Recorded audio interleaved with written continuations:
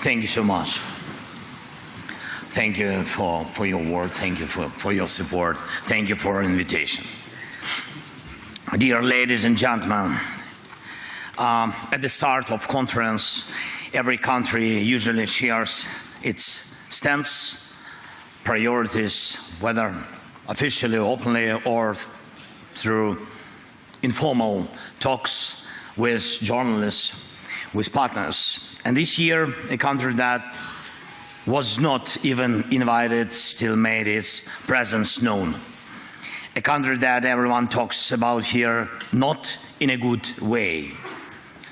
The night before Munich this year, a Russian attack drone struck the sarcophagus covering the ruined fourth reactor of the Chernobyl nuclear power plant.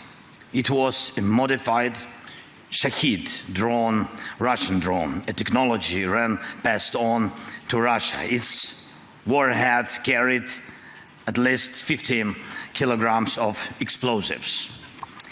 And we see this as a deeply symbolic move by Russia, by Putin. Just recently in Ukraine, we discussed the crucial role of nuclear energy in keeping the country running despite Russia's constant attacks on our Ukrainian energy infrastructure. And we are now preparing a project to expand our Khmelnytsky nuclear power plant.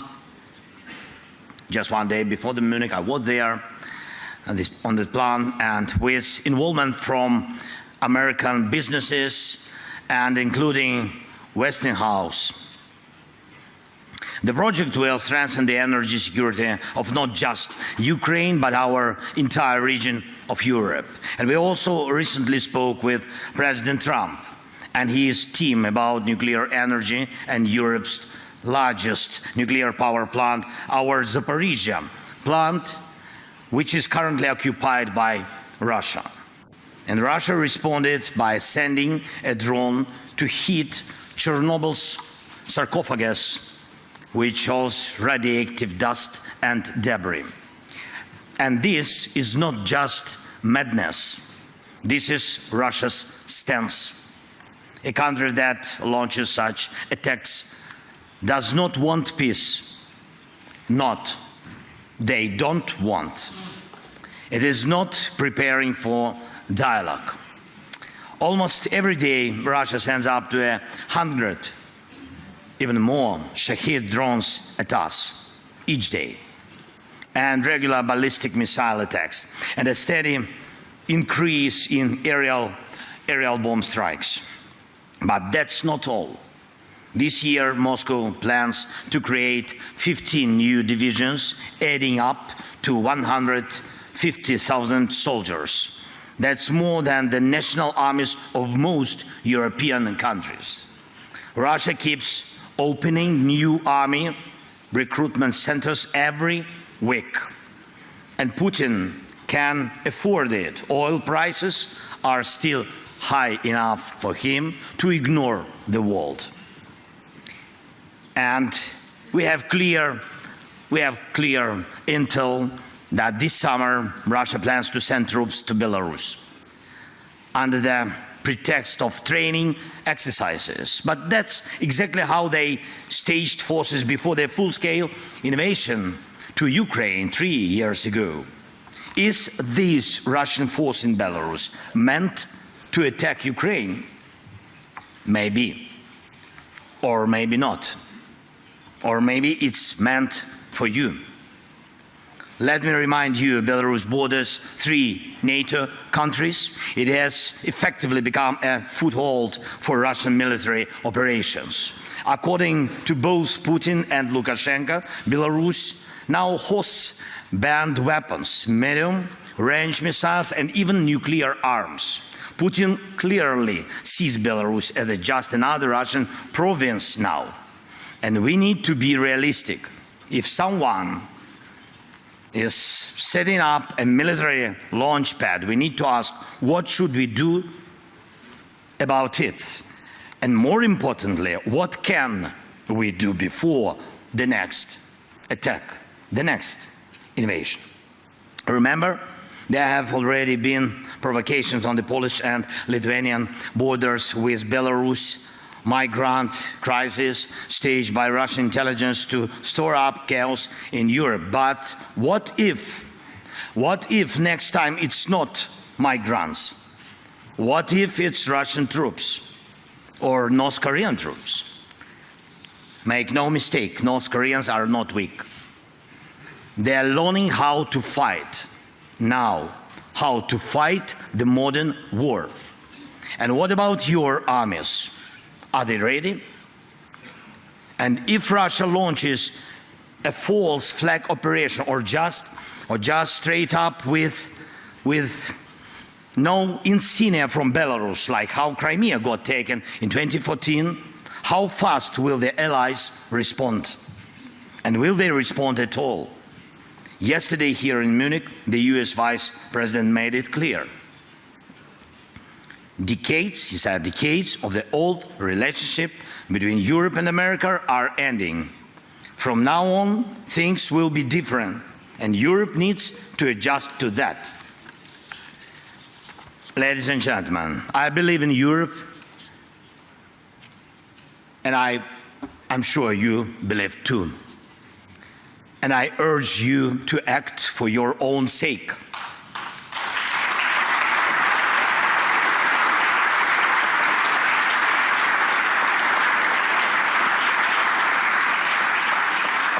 And for the sake of Europe, people of Europe, your nations, your houses, your children, and our shared future. For this, Europe has to become self-sufficient, united by common strengths, Ukrainian and European. Right now, Ukraine's army, supported by global aid, thank you so much, is holding back Russia. But if not us, then who will stop them? Really? Let's be honest, now we can't rule out the possibility that America might say no to Europe on issues that threaten it. Many leaders have talked about Europe that needs its own military, an army of Europe. And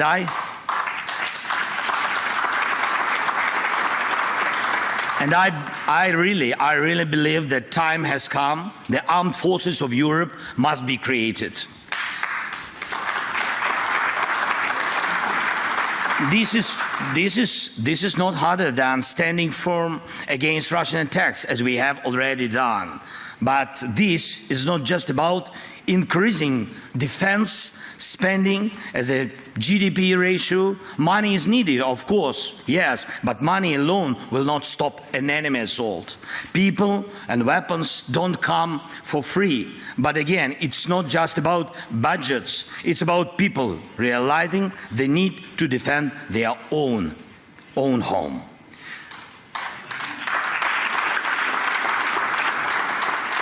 Without Ukraine's army, Europe's armies will not be enough to stop Russia. It's reality for today. Only our army in Europe has real modern battlefield experience. But our army alone is not enough too.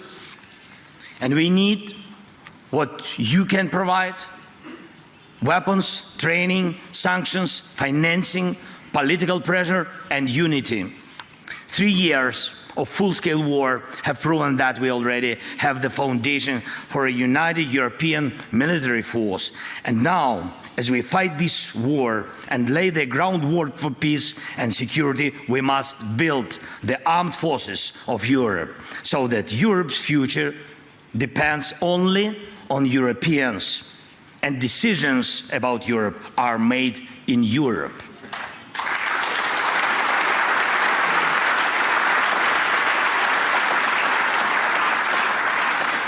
That's why we are talking with European leaders and with the United States about military contingents that can ensure peace, and not just in Ukraine, but across Europe. And that's why we are developing joint weapons production, especially drones. Especially the Danish model, for example, of pooled investments for arms production in our country is already working well, very successful. Last year alone, thanks to Ukrainian and partners' efforts, we produced over 1.5 million drones of various types. Ukraine is now the world leader in drone warfare. This is our success, but it's also your success, of course. And everything we build for our own defense in Ukraine also strengthens your security. And the same should apply to artillery, air defense, technologies, and armored vehicles. Everything needed to protect lives in modern war should be produced in Europe fully. Europe has everything it takes. Europe just needs to come together and start acting in a way that no one can say no to Europe. Boss it round or threat it like a pushover. This isn't just about stockpiling weapons. It's about jobs, technological leadership, and economic strength for Europe. Last fall, in my victory plan, I proposed replacing part of the US military presence in Europe with Ukrainian forces if Ukraine is in NATO, of course. If the Americans themselves decide to go that way, decreasing their presence, it's not good. Of course, it's very dangerous, but we all in Europe need to be ready. And I started discussing this even before the US elections because I could see where American policy was heading. But America needs to see where Europe is heading. And this direction of European policy shouldn't just be promising, it should make America want to stand with a strong Europe. This is absolutely possible, I'm sure of it. And we must shape that course. Europe must decide its own future. We need confidence in our own strengths so that others have no choice but to respect Europe's power. And without a European army, that is impossible. Once again, Europe needs its own armed forces. And I know Mark Rutte, my good friend, is listening to me right now. And Mark, my friend, this isn't about replacing the alliance. This is about making Europe's contribution to our partnership equal to America's. And we need the same approach when it comes to diplomacy, working together for peace.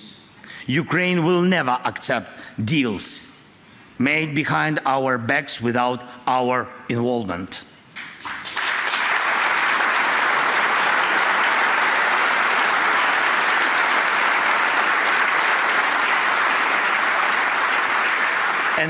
And the same rule should apply to all of Europe. No decisions about Ukraine without Ukraine, no decisions about Europe without Europe.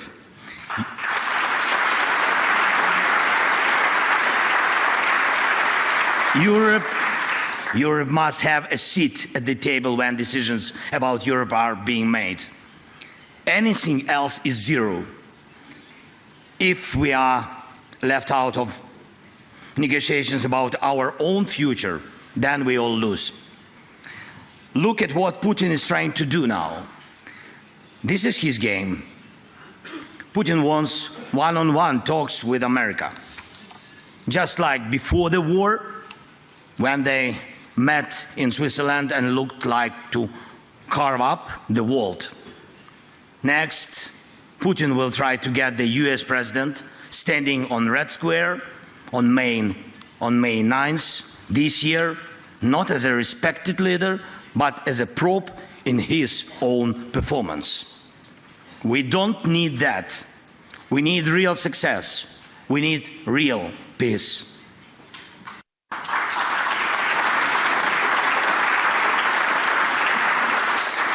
Some in Europe may not fully understand what's happening in Washington right now, but let's focus on understanding ourselves right here in Europe. We must give strength to Europe first. Does America need Europe as a market? Yes, but as an ally? I don't know.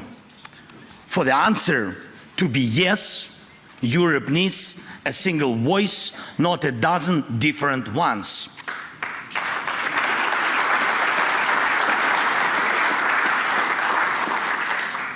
Even those who regularly come to Mar-a-Lago need to be a part of a strong Europe, because President Trump doesn't like weak friends. He respects strengths.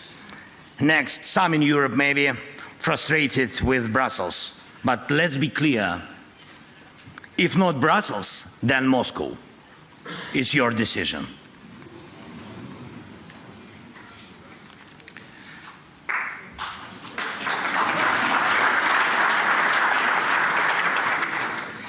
That's geopolitics.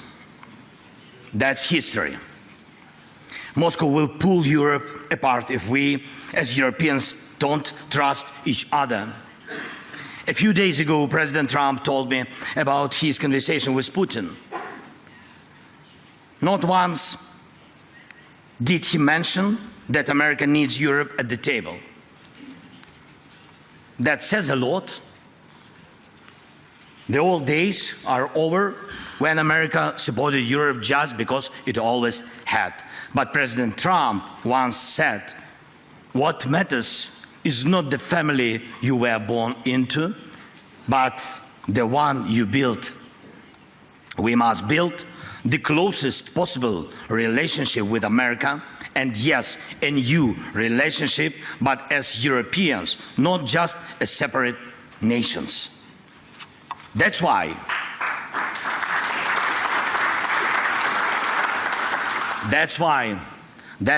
we need a unified foreign policy, a coordinated diplomacy, the foreign policy of common Europe, and let the end of this war be our first shared success in this new reality. And we are already working to make sure that on February 24th, the third anniversary of Russia's full-scale invasion, we can gather together in Kyiv and online. All European leaders, all key partners who defend our security, from Spain to Finland, from Britain to Poland, from Washington to Tokyo, this meeting must deliver a clear vision for our next steps on peace, security guarantees, and the future of our collective policy. And I do not believe in security guarantees without America. Yes, it will be just weak, but America will not offer guarantees unless Europe's own guarantees are strong. And I also will not take NATO membership for Ukraine off the table. But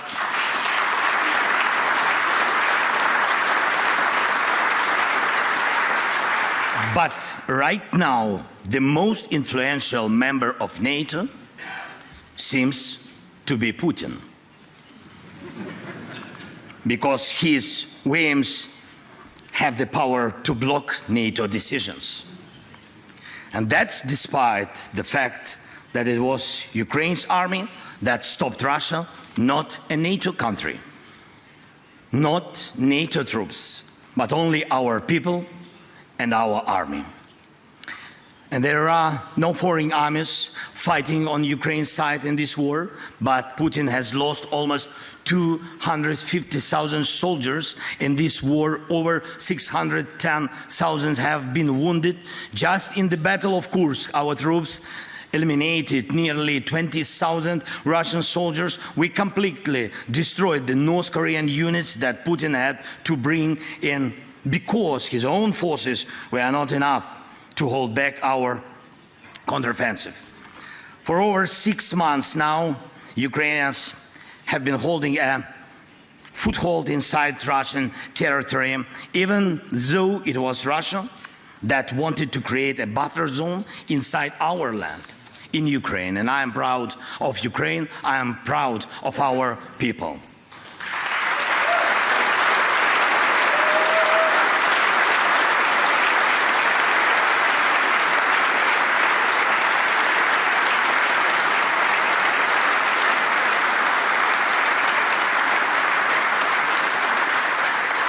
But now I ask you, each of you, to honestly answer this question. If Russia came for you, could your army fight the same way? I don't want anyone to ever have to find out, God forbid. That's why we are talking about security guarantees.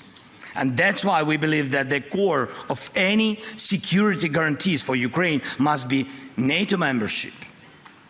Or if not that, then conditions that allow us to build another NATO right here in Ukraine. Because at some point there will be a border between war and peace. Where that border is drawn and how strong it is up to us. My proposal: Ukraine's eastern border, Belarus eastern border, the eastern borders of the Baltic states, Finland's eastern border.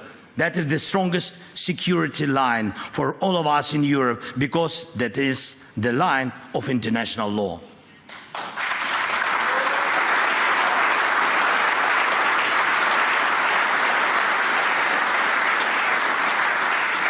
And do we still remember what international law is? Let's be honest, international law, these two words already sounds a bit outdated, but I believe that Europe's mission is to make sure international law still matters. And finally, one last point. What security guarantees can Putin offer? Before the war, many doubted whether Ukraine's institutions could withstand Russian and Putin's pressure, but in the end, it was Putin who faced an armed rebellion from within. He was the one who had to defend his own capital from his own warlords. That alone shows his weakness. So what happens to the million Russian troops currently fighting in Ukraine? Where they gonna fight if not in Ukraine? This is why we cannot just agree to a ceasefire without real security guarantees, without pressure on Russia, without a system to keep Russia in check. To fight us, Putin pulled troops from Syria, from Africa, from Caucasus, even from some part of Moldova. And right now, he faces a shortage of fighting forces. And if this war ends the wrong way, he will have a surplus of battle-tested soldiers who know nothing but killing and looting. And that is yet another reason why this war cannot be decided by just a few leaders, not by Trump and Putin, not by me and Putin, not by anyone here in Munich sitting down with Putin alone. We must apply pressure together to make real peace.